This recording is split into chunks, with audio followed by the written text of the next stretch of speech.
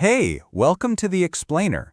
Today, we're going to talk about something that often flies under the radar, but is absolutely critical to our shared human story: language preservation. And the clock is ticking faster than most of us realize. Get this, 90%. Yeah, that's the number researchers are saying is the percentage of the world's 7,000 languages that are at risk of just vanishing within this century. And look, this isn't some far-off what-if scenario. This is a crisis happening right now. All right, Section 1, a world going silent. So let's really dig into the scale of this, because it's huge. And here's the thing you really need to grasp. When a language dies, it's not just a bunch of words disappearing from a dictionary. It's a whole library of knowledge, of history, and of human identity just vanishing, wiped out. Okay, Section 2, more than just words. This is where we get into that really deep, unbreakable bond between the words we speak and, well, who we are. And you can see this happening in the real world, right now. Take Uganda, for example. As their local languages fade, whole communities are, well, they're losing touch with their own traditions. Or think about Canada, where the government actively suppressed indigenous languages. The result was this massive, devastating cultural loss. In both places, you can see how language was the anchor holding it all together. And once that anchor is gone, next up, Section 3, the human cost of loss.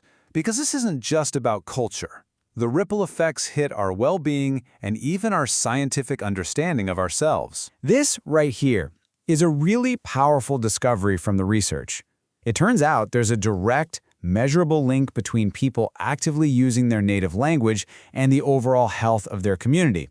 And the data on this, it's pretty hard to argue with. You can see this connection so clearly when you look at the numbers. For instance, studies in places like British Columbia and Australia found that in communities where native languages are spoken a lot, people report better mental health. The social fabric is just stronger.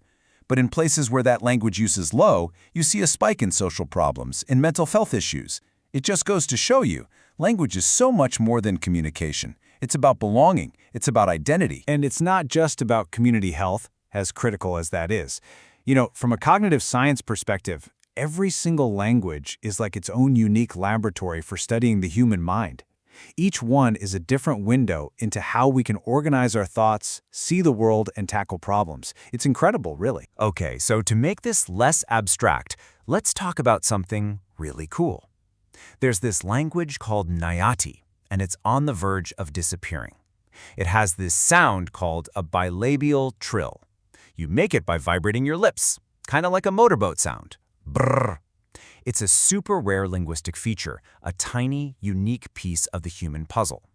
So, if the Nyati language goes extinct before we can properly document it, that sound and everything it teaches us about what the human mouth and brain can do, it's just gone. Forever. I know, this is all pretty heavy stuff, right? When you think about everything that's at stake, culture, our health, science itself, you have to ask the big question. Is this just an unstoppable slide into silence? Or can we actually do something about it? Which brings us to Section 4, keeping voices alive. And the good news is, yes, the answer is yes.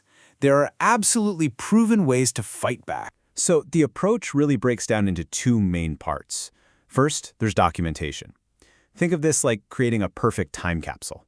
You record the grammar, the vocabulary, all those unique sounds so that it's preserved for the future, no matter what.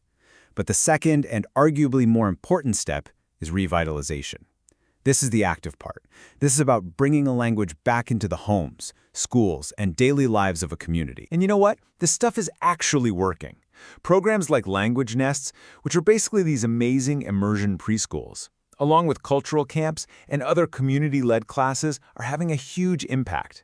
It shows that when a community really commits to bringing its language back and they get the right kind of support, you can see real, tangible success. So that leads us to our final section, our shared human tapestry. Because at the end of the day, this isn't just an issue for one community here or another there. This is about all of us. It's our collective human story. And this really gets to the heart of the matter. Saving a language isn't just about preserving words in a dusty book. It's about protecting this incredibly rich and vibrant tapestry of what it means to be human. All are different ways of knowing, of seeing, of being. So I want to leave you with one final, and I think pretty critical question. If we accept that every language is its own unique worldview, its own way of experiencing reality, then the real question for all of us is how many of those worlds are we willing to just let disappear?